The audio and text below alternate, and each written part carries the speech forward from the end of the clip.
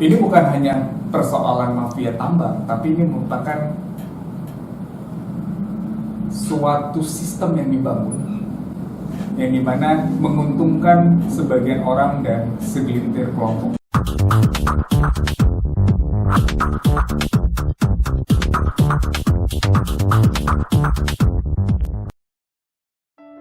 Sengketa kepemilikan perusahaan tambang nikel di Desa Lampia, Kecamatan Malili, Kabupaten Lu Timur, Sulawesi Selatan, terus bergulir. Sadrah Sesko Adi SH, dan Rusdianto Matulatua SH, selaku kuasa hukum PT Asia Pacific Mining Resources, APMR, dan PT Citra Lampia Mandiri, CLM, menduga, ada permainan di Direktorat Jenderal Administrasi Hukum Umum, atau Dirjen AHU, sehingga terjadi hostile takeover, alias pengambil alihan secara paksa sebuah perusahaan. Hari Senin, 6 Maret 2023, kepada sejumlah awak media, kedua pengacara itu membeberkan dugaan-dugaan pelanggaran dan kolusi yang terjadi, sehingga kliennya dirugikan. Sebagai kuasa hukum, mereka mempertanyakan kinerja Dirjen AHU yang super cepat saat memproses beberapa akte dalam waktu 1 malam, demi kepentingan pihak lawan. Pada kesempatan ini, kami sebagai kuasa hukum dari PT Asia Pacific Mining Resources dan Citra Lampia Mandiri akan menyampaikan terkait pertanyaan-pertanyaan dari rekan-rekan media yang lain yang mungkin sudah mengikuti proses berjalannya perkara Asia Pacific Mining Resources melawan Asera Group. Pada kesempatan ini, kami sebagai kuasa hukum juga ingin menyampaikan kira-kira apa yang menjadi titik berat ataupun kendala dalam pengungkapan perkara ini, yang dimana pada saat ini juga saya akan sedikit menjelaskan secara singkat apa sih yang menjadi persoalan dari sengketa kedua perusahaan ini.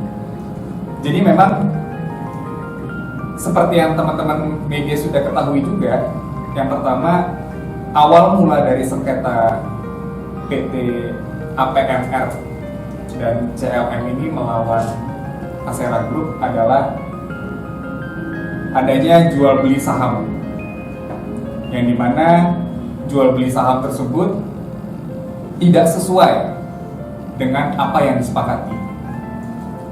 Nilai dari transaksi tersebut senilai sekitar 23 juta US dollar, yang dimana transaksi tersebut baru diserahkan oleh Asera Group senilai 2 juta.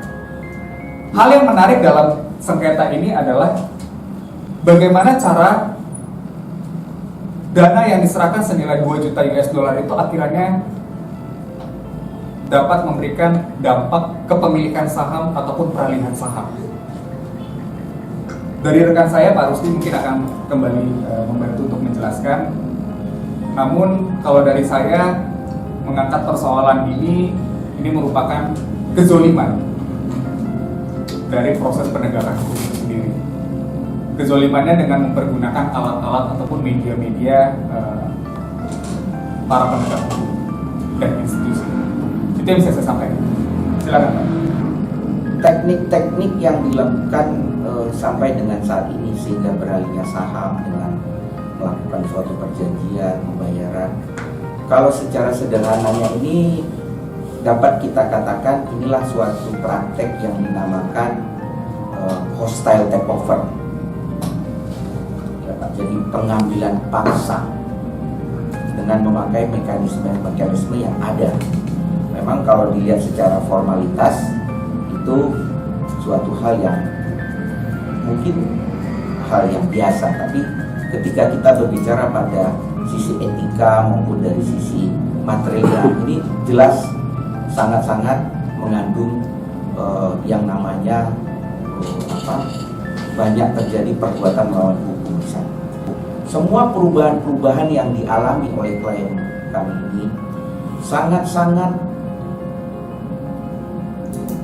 terjadi ketika Dirjen AHU atau Kementerian Hukum dan HAM mengambil suatu sikap selaku institusi yang menurut kami di luar dari kebiasaan, penuh dengan keajaiban, ya, di luar batas-batas nalar yang ada. Namun karena sifat dari keputusan yang dikeluarkan oleh Dirjen AHU itu bersifat konkret dan final, membuat kami menjadi berdarah-darah kami ini di lapangan. Jadi saya sampaikan secara ringkasnya seperti inilah. Pada bulan November tahun 2021, direktur kami sudah melakukan pemblokiran terhadap PT APMR. Ya. Nah, pemblokiran itu kami perlu lakukan untuk menghindari hal-hal yang di luar kami kehendaki. Ya. Nah, namun ada suatu akte yang diterbitkan pada tanggal 24 Agustus 2022 dengan akte nomor 6, yang mana akte itu sebelum dilahirkan kami mendapat keterangan dari berita acara pemeriksaan di Majelis Pemeriksa Daerah Notaris, yang mana notaris sudah menerangkan di dalam BAP-nya bahwa sebelum dia menerbitkan akte tersebut, dia telah melakukan koordinasi dan konsultasi dengan pihak Dirjen AHU dan Direktur Perdata.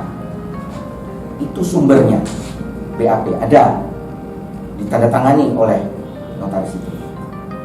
Nah, apa yang dia pergunakan dengan akte nomor 6 tahun tanggal 24 Agustus 2002 itu? Akte itu dia mengatakan bahwa telah terjadi pernyataan perubahan pada PT Asia Pacific Mining Resources. Ya. Keanehannya adalah akte yang dibuat oleh notaris itu belum disahkan oleh AHU. Tapi dasar akte itulah yang menjadi dasar pembukaan blokir yang sudah diblokir oleh Direktur PT APMR yang lama. Sehingga lahirnya akte ini disetujui oleh Dirjen AHU, blokirnya dibuka. Sementara blokir itu kalau dalam tataran kewajaran, blokir itu hanya bisa dilakukan oleh si pemblokir atau melalui putusan pengadilan. Dua hal itu sudah bisa kami konfirmasikan negatif. Nah, setelah itu terbuka, lalu notaris pada tanggal 13 September 2022, notaris yang sama dengan akte nomor 6, dia mengeluarkan pernyataan keputusan pemegang saham PT Asia Pacific Mining Resources. Kalau mengacu ke dokumen ini, akte ini dikeluarkan pada tanggal 13 September 2022 pukul 17.20. Ya. Karena kami berkeyakinan bahwa memang sudah dilakukan koordinasi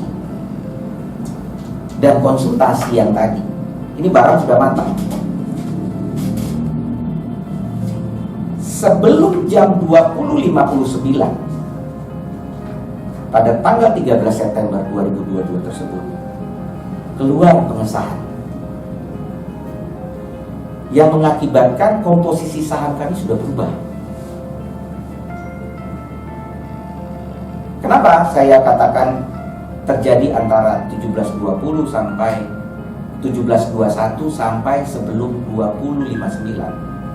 Karena di jam 21 di hari yang sama juga lahir akte nomor 7, yang mana akte itu terkait dengan pernyataan keputusan para pemegang saham PT Citra Lampia Mandiri. Jadi setelah dia mainkan di APMR selaku holding, di akte nomor 7 dia mainkan lagi anak perusahaannya, karena anak perusahaan ini yang memegang IUP, asetnya ini di anak perusahaan ini. Nah, sehingga berubahlah PT Citra Lampia Mandiri itu sesuai dengan apa yang mereka selerakan. Dan aneh bin ajaibnya lagi, sebelum pukul 23.59 keluar lagi pengesahan dari aku. Jadi artinya akte nomor 7 dan akte nomor 6 dan akte nomor 7 ini mendapatkan pengesahan di antara jam 17.20 sore sampai sebelum jam 23.59. Nah, penerbitan dua akte ini yang sudah disahkan oleh AHU dan dia mempunyai suatu nilai yang konkret dan final, membuat kami kehilangan segalanya dalam satu malam. Ya Pak. Lalu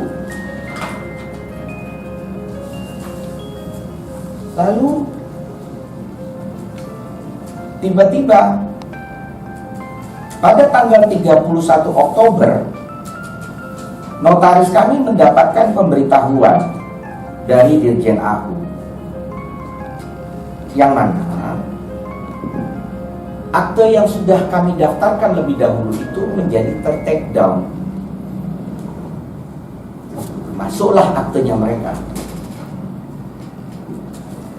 Nah, ter-take down-nya akte kami,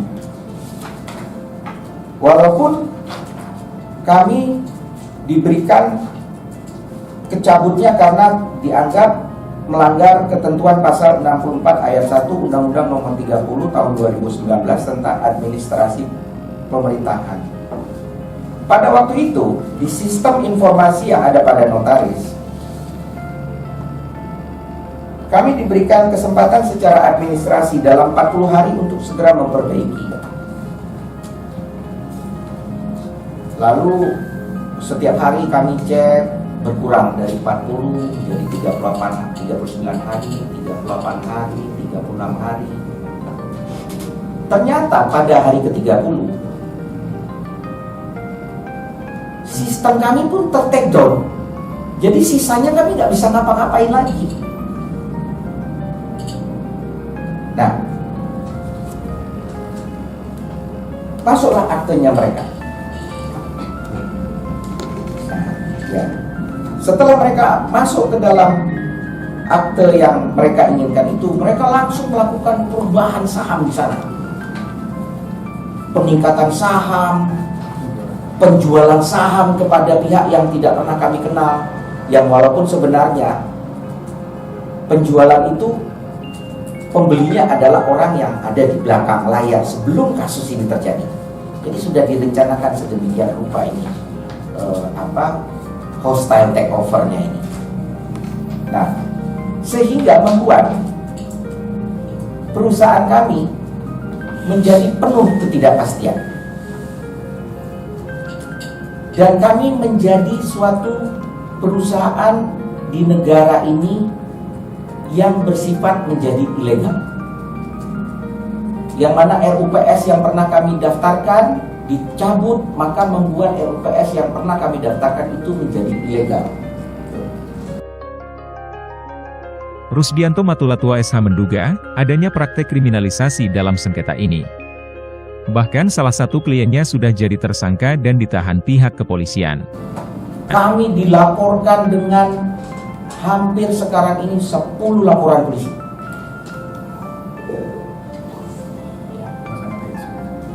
Dari 10 laporan polisi itu, 2 ada di Malili, 2 ada di Polda Sulsel, 3 ada di Bareskrim, 2 ada di Polda.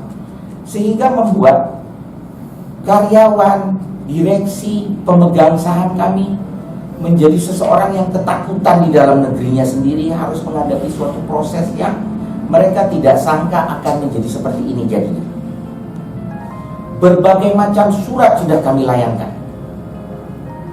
Namun keberpihakan belum ada untuk menghampiri kami. Bahkan salah satu direktur kami sudah dijadikan tersangka, sudah dibawa ke Polda Sulsel, sudah mendapatkan perlakuan yang tidak sebagaimana mestinya. Laporannya itu laporan model A. Laporan model A itu adalah laporan yang dibuat oleh polisi sendiri. Ya, dugaannya adalah klien kami diduga melakukan pelanggaran terhadap Undang-Undang Minerba. Ya, terus dikatakan melakukan pemalsuan. Artinya begini, dalam suatu perusahaan tambang itu, untuk melakukan suatu tambang itu mereka diwajibkan untuk membuat suatu hal yang namanya RKAB, rencana kerja anggarannya. Ya, di RKAB itu ditetapkan bahwa satu periode itu kita boleh mengambil sebesar 1,4 juta ton.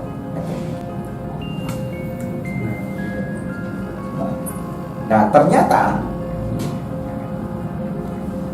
karena perusahaan ini sedang dalam keadaan yang cukup perform baik, mencapai batas 1,9.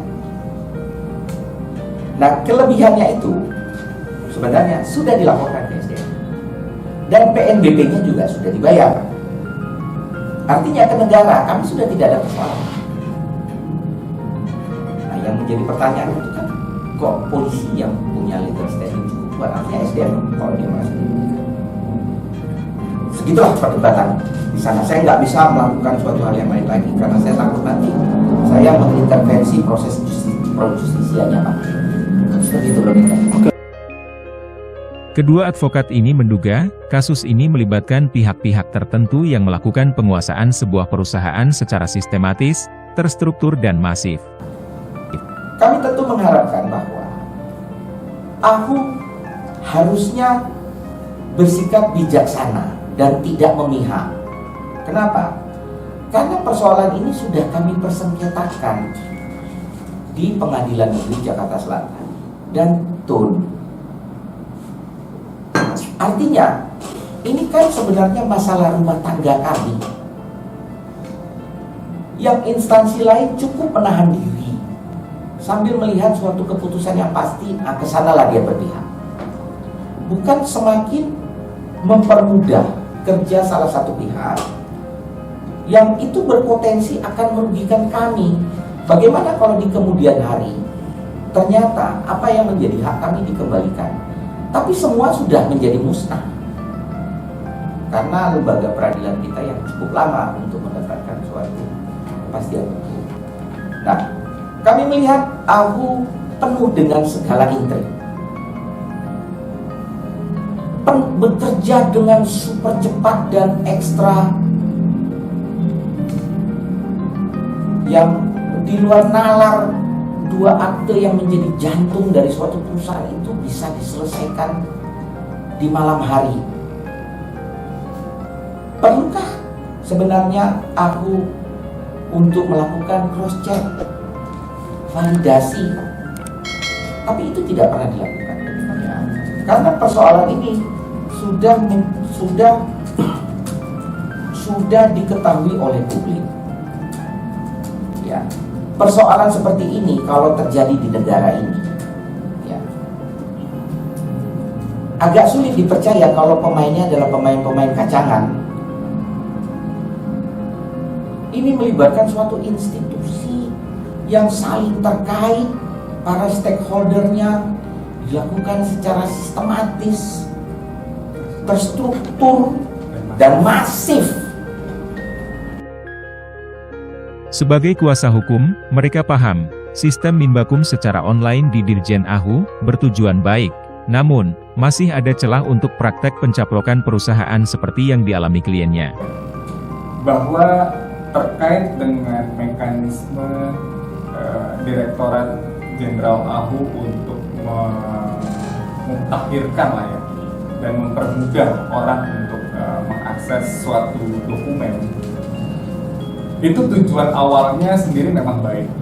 Kemarin rekan saya sudah sempat juga berdiskusi dengan Profesor Yusril, ya, di mana memang tujuan awal itu sangat baik untuk bisa mengakomodir seluruh kebutuhan dokumen keperdataan di dalam satu sistem.